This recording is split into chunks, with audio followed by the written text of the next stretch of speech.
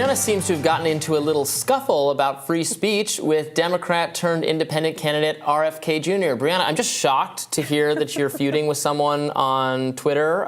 It's really new behavior for you. I wouldn't call it feuded, actually. He did seem to suggest he was open to further dialogue on this, so hopefully that happens. But for background, I called out RFK Jr., who has been a self-proclaimed champion of free speech, for tweeting in favor of sanctioning college students for their pro-Palestine speech and using threats to their post-grad employment opportunities as a cudgel to silence them.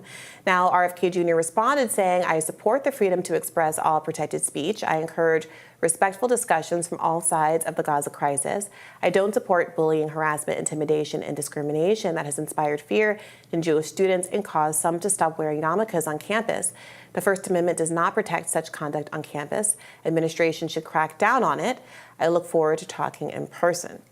Well, the Libertarian Party also joined the fray, saying in a tweet, "We at the Libertarian Party support all speech, not just protected speech, whatever that means. Who decides what's protected and what isn't? Who decides what constitutes bullying, harassment, intimidation, and discrimination? Same government that locked us in our homes for months? No, thank you.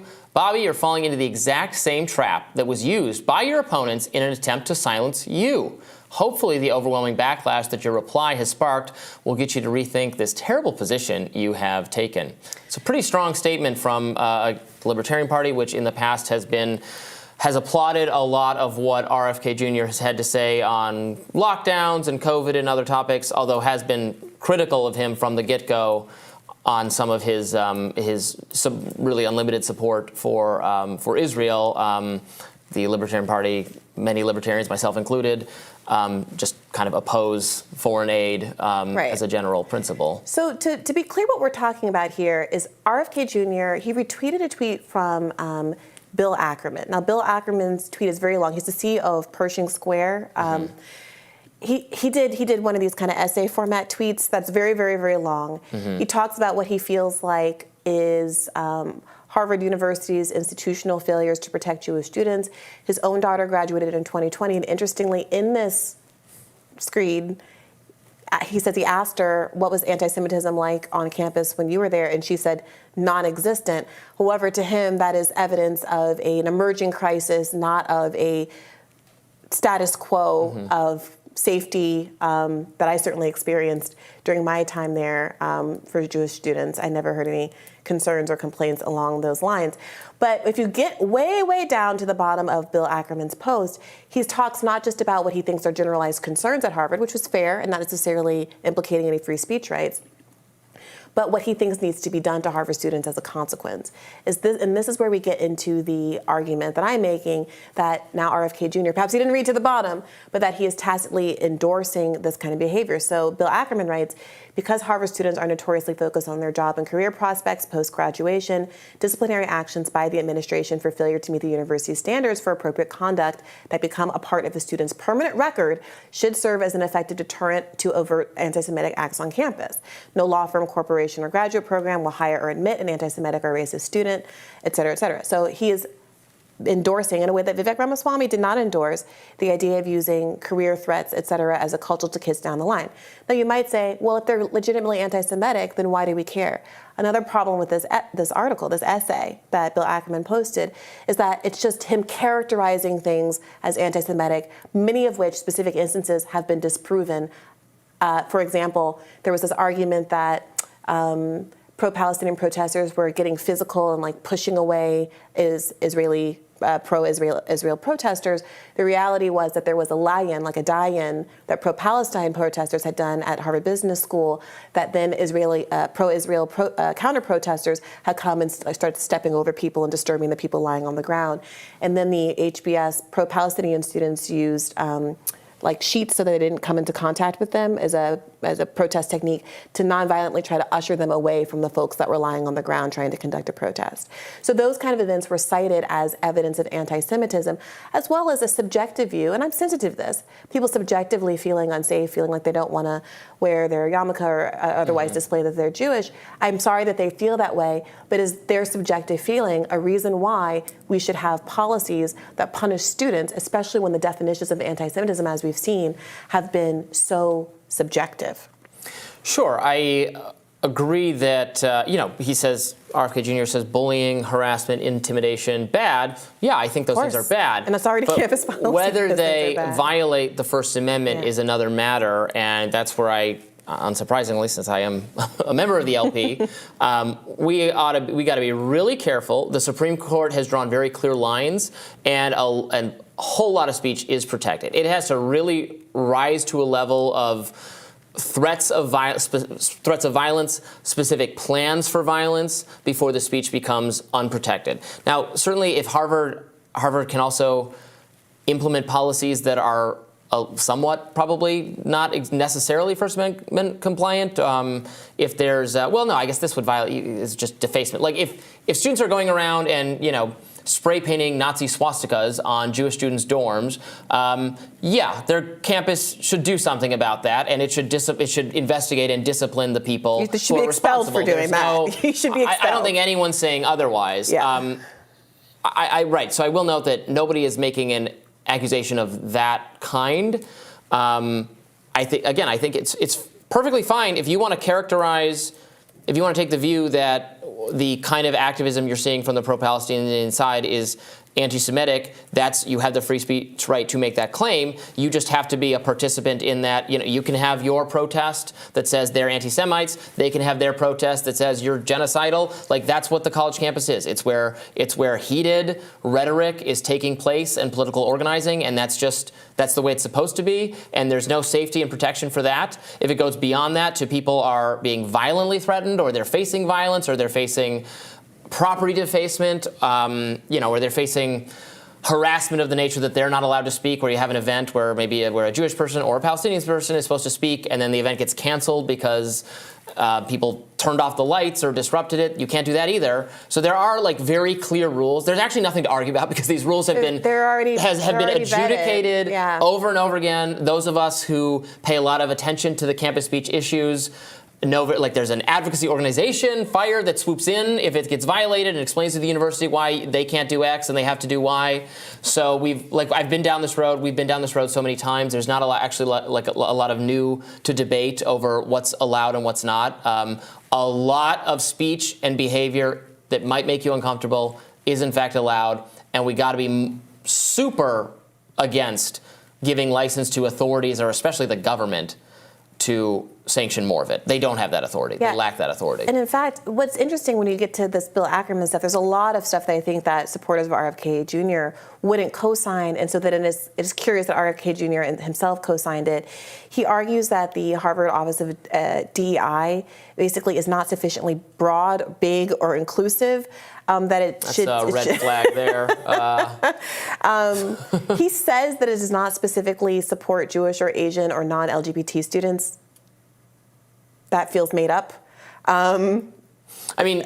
DEI bureaucracies are, you're not a fan of them either. These are the most notoriously anti-speech organizations there are. The more bureaucrats you have in the DEI field, the more you're going to get legitimate violations of students' speech rights on all sides. You're going to get, right. So the way Bill Ackerman gets to DEI doesn't cover Jewish people is that this is the quote from the DEI statement.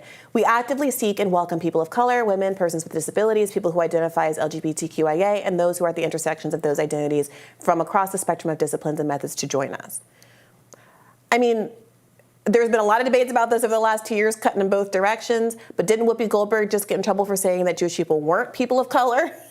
Do you remember that? Not a year ago? Well. So, I don't know. If you want to say to me that... And Asian people aren't people of color now? I don't know. It's just a bizarre statement. DEI people do, come from the progressive side, and,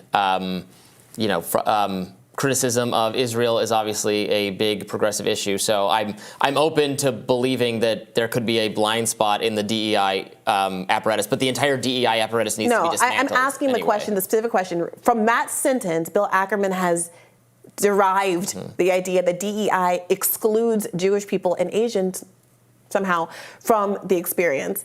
going on, There's a lot of discrimination against Asians on college campuses that has not been dealt with by. I mean, Harvard has a DEI branch, right, and can we just stick to the point here is that this man is reading a very inclusive sentence and going out of his way. It shows the bad faith of the narrator here when you start to dig into it.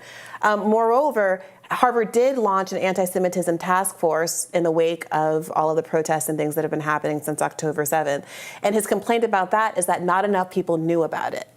So they did something, but because, I don't know, maybe there's not that much community need for it, people weren't talking about it enough, his daughter maybe hadn't heard of it, and that's what he's basing this on. He said that it wasn't big enough, it needs to be publicized more. I mean, the whole thing, and when I say this has to be at least like a 2,000-word Twitter post. It reeks of the kind of grievance politics that so many conservatives for so long said were the problem on college campuses. It was all about snowflakes and the, what was the name of the something mind? The liberal, the Jonathan Haidt book. Coddling of the American Mind. The Coddling of the American Mind. Yeah. That was the whole focus of kind of the anti-woke, snowflakey crusade. And now the argument here is that RFK Jr. again co-signed is my daughter who graduated in 2020, who says she never experienced anti-Semitism on campus, who said it was non-existent. Is for some that background somehow is leading me to say that Harvard needs to ratchet up its DEI practices and crack down on the employment opportunities for students after they graduate. I'm totally against that. But we can, when we call out this kind of hypocrisy, you can also show the other case, right? Like many liberals on campuses, a majority of them in multiple polls I've covered and written about and seen, said that free speech does not mean hate speech, and if you feel subjectively offended by speech, then the authorities have the obligation, the campus authorities, the bureaucrats have the obligation to make you feel comfortable and affirmed, have an obligation to make you feel affirmed everywhere you go, every day of your life. And that was a really silly set of norms to try to get enshrined. I don't know about that. All I know, I'm a little long on the tooth now, but I attended Harvard for 7 years in total. And I never once asked to be affirmed or felt affirmed, and nor was it the expectation of me or my other black friends or students of color that the university was ever going to come and weigh in on our behalf. I graduated the year that Larry Summers made those comments about women in science as a woman in science, and we all just thrown out for that. And we just trudged through and got our diplomas and kept it pushing. Well, no, but he got sacked over that. That's a famous example of someone getting cancel cultured, right? Facing the.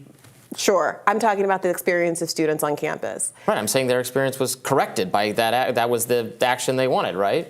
So in this letter that Bill Ackerman wrote, he says, I was incredibly saddened to say that Harvard has also become a place where Jewish students are concerned about the threat of physical violence, which is likely has a corresponding impact on their mental health, while among other insults, they are forced to sit next to classmates who openly and comfortably post under their actual names anti-Semitic statements and imagery on the student-wide Slack message system with no consequences for their actions. Again, no citations for what this anti-Semitism is. It's likely saying free Palestine. Now, in response to that, I said, I remember I sat next to a student who believed and argued forcefully in a property law class that stores should have the right to exclude black patrons if they didn't look right, if they just didn't have the right vibe. I sat next to a student who said that white people should be compensated by the government for lost housing value when black people move next door because of racism. Housing properties go down, and so white people should be compensated for it. That was in a poverty law class I took. And I went to school with Stephanie Grace, who very famously made headlines when she argued that blacks are intellectually inferior. She went on to a very prestigious clerkship on the Ninth Circuit and has been living a lovely life, I hear, since then. The black students, when that happened, not a single one of us called for her to face any employment consequences or be punished in any way. All we wanted was some of the black faculty members to sit with us and help us craft some statements and basically come to our defense. And that is the environment, that has been the status quo at these institutions. So it is really interesting to see all of these people come running and screaming about snowflakes, when my experience is that we weren't snowflakes, that we were made of sterner stuff and put up with a lot of stuff. Maybe it was stuff we shouldn't have put up with. But the idea that these were liberal bastions that were catering to our every need, hey, maybe that's what they became after 2011, but that wasn't my experience in college or law school. But I've read, I don't think these demands characterize most students, but I mean, Briahna, we've seen over and over again the shutting downs of your Charles. I went to University of Michigan event to cover Charles Murray speaking. The students, the event couldn't proceed. They turned off all the lights. They shut him down.